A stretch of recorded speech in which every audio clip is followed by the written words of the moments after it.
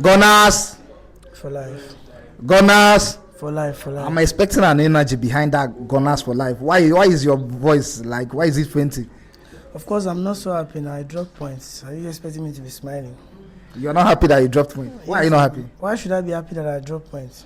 Well, Chelsea fought and you also fought at the same time. So. Of course, they gave us a very good game, of course, but I was expecting to win the game. So Chelsea won. Tabletop as Arsenal won. How was the game? What an intense game it is. Chelsea gave us a very tough game. From the start, they pushed the team to their limit, and in the second half, Arsenal came back with the same energy. And you get to see the game was intense right from the start, and it was full of energy. And what a fantastic game that we just watched. You missed your two main centre back, which is Saliba and Gabriel. How was the performance of those two guys, Hincapié and Mosquera, in that pairing? How was the performance? Yeah, they did honorably well. They tried their best. But of course there's a dip in level. But then the level that they performed is still good enough for what we're expecting them to do. So they really tried. They gave us what we want. But we're not just. It's a good game, but all around we are not happy because we dropped points. Do you think that if you had your Gabriel and Saliba in that game, the fate of the final score would have been different? Yeah, of course, we would have had more control. You see the tactics that we played is because we could not keep more control of the ball with those at the centre back. We in the first half we played more of long balls. And thanks to the red card, we were able to play short in the second half. But then that is for the fact that we don't have our usual centre backs are available to us to give us that kind of consistency and assurance that we need for us to take more risks, to be sure that okay, we have these two at the back. They can clear a lot of things. They can do a lot. You understand? So it's most definitely affected us. But then we were able to manage the situation. You picked a total of 6 yellow cards today. Your 4 back lines picked yellow cards. Then Mosquera, who also came in, also picked a yellow card. Do you think that Arsenal was too aggressive in this game? Yeah, it's not. The Chelsea team pushed us to our limit. They came into the game all charged up, and our players were. It took time for them to get into the game, so they were sluggish from the start. So under 15 minutes, I think we had like 4 yellow cards already under 15 minutes. So the Chelsea team pushed us, and we also tried to push the team too. So we got into the game like after like 15 minutes of the first half before we got into the game. Then you now see the Chelsea teams also conceding and all of that. So it's about the intensity of the game. The yellow card and the red card is for the both sides. So it tells you that the game was very, very, very intense. What a good game, by the way. During our podcast, we talked about that midfield pack where Chelsea has a very good midfield, and Arsenal also as well have a very good midfield. Do you think that your midfielders comprising of Rice, Zubimendi and Eze, did you think that they stepped up today? The only Rice stepped up most definitely. He was the one who was there all through the game, though it was based on like I said, the defense we had affected us. You see, Rice plays so deep today. He didn't. Sorry, he didn't push forward. So it was so deep. That I was even confused who was playing 6 between him and Zubimendi. And eventually he had to drop deep to play because it's all about the defense. When it advances like that, it exposes our defense. And with the quality that we have in Chelsea team currently, they can hurt us. So it's all about the tactics, it's all about the trust that we have for the defenders and all of that. So a lot of things reshaped the battle that we are supposed to see in the midfield. The battle that we are supposed to see. You see, Chelsea won the midfield. I won't lie to you, Chelsea won the midfield. Chelsea got that red card in the second half. You started another 45 minutes. Considering the numerical advantage, what should have Arsenal done better to pick all 3 points against Chelsea? We're unlucky not to get the 3 points because we had a few chances we could not convert. So it was not about creating the chances. It was about being clinical. So they were not clinical enough to get us the second goal, and we were unlucky as well to concede from the set piece in the early hours of the second half as well. So that brought us back to point zero. We were already hyped. We were there, trying to get into the game and everything. Then, and I will still say Chelsea had the better game. I won't lie to you. Chelsea had the better game because why? They were one man down, but they were still up front with us. They played, they charged us, and they won corner. And they scored from the corner. So we now had to start looking for. Though we were able to score as early as possible, but then it was not. We didn't get the second goal. So it's still going to be the Chelsea had the better game because they were one man down. You had Saka, Moreno, and the Martinelli in the attack. How was the performance? They did well.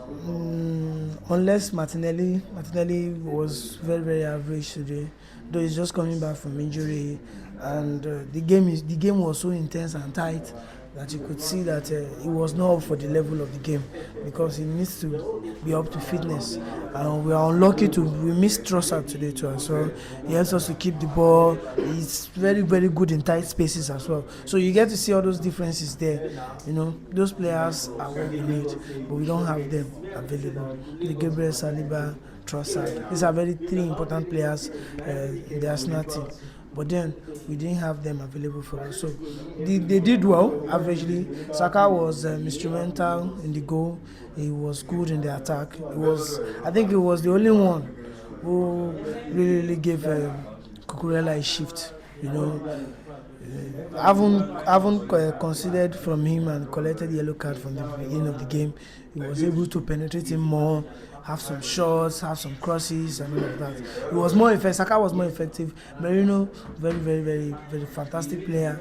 Drop deep, play, score a goal. He's up there. And so, but Martinelli, I don't think every other players. Talking about Martinelli, he was assuming Trossard was fit. Trossard should be the one starting, but Trossard was not fit. Do you think Arsenal missed Trossard? He has been one of your best players in recent weeks, scoring and making assists. Do you think Arsenal missed? Yes, for me, the player of the season this time around is Leandro Trossard.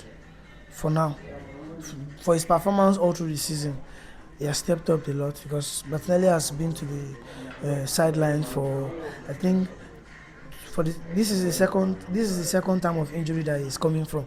So Trossard has had to step up from the beginning of the season, and he has been there. He has been giving us the performance that we needed all season. So these are the kind of things we want to see. We really missed him today because when you have him on the pitch, he has some close call 1-2 that he does. Calafiori plays better when Trossard is on the pitch because they have this chemistry that they have. So. Your coach brought in Odegaard. He also brought in Madueke, and later on he brought in Gokares. He also brought in Lewis Kelly. I think it was because of Calafiori's yellow card.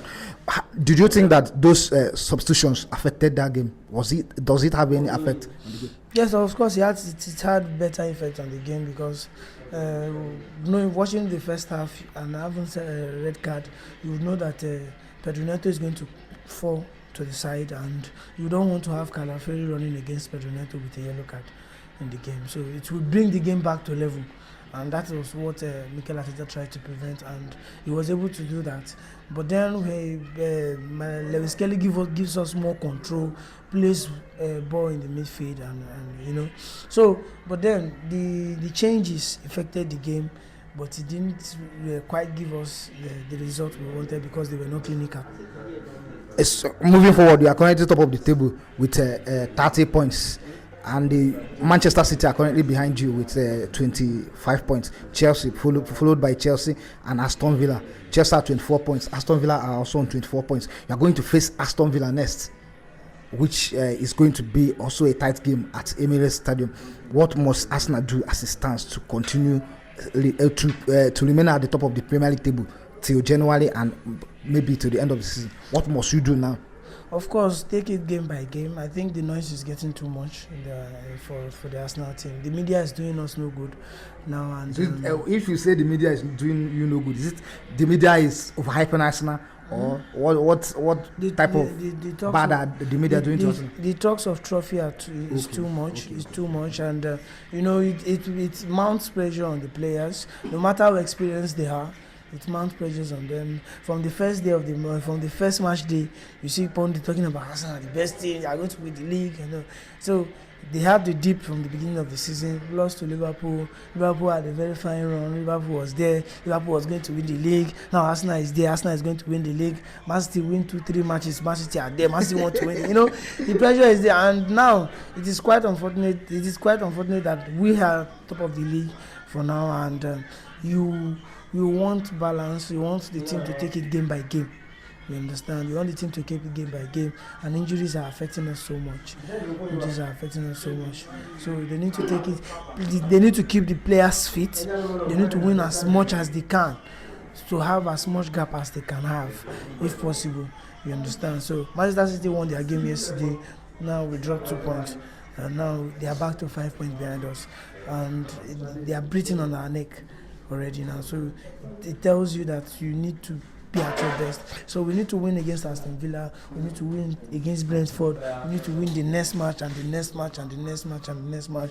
But we have to take it game by game and keep the players fit. Talking about keeping the players fit, do you think that in your next game against Aston Villa, your coach should try rotating the team that he used today, or do you think he should continue with the team? Yes, of course, you can try. Though you don't rotate a winning team. This is a team that has been giving you the performance for a very long time now.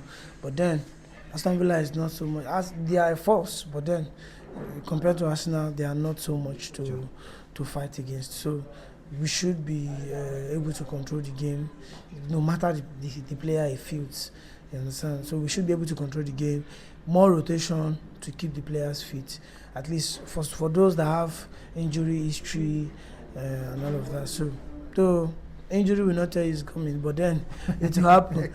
But at the same time, we need to try to. You look at what is happening at Chelsea with Enzo Maresca managing Caicedo, managing Enzo, managing James, Fofana, resting them when they are fit, but then they are still getting results, and they're just third on the table now. So they are still getting the results, and we have more squad depth, we have more quality.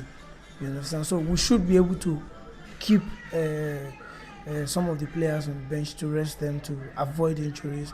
And luckily for us, some of the players are just coming back from the injury. So the likes of Martinelli, Madueke, Martin Odegaard, Gyökeres, they are just coming, so you can give some breathing space, because in the last 7 days they've played 3 matches. You understand? And now they still have to play midweek again. That's in the space of 10 days you have to play like 4 matches. It's going to tell on the players, so you need to give some rest to some players to avoid injuries. You understand? So keeping the players fit is the utmost priority now. It's alright. To meet again. Of course. Because why?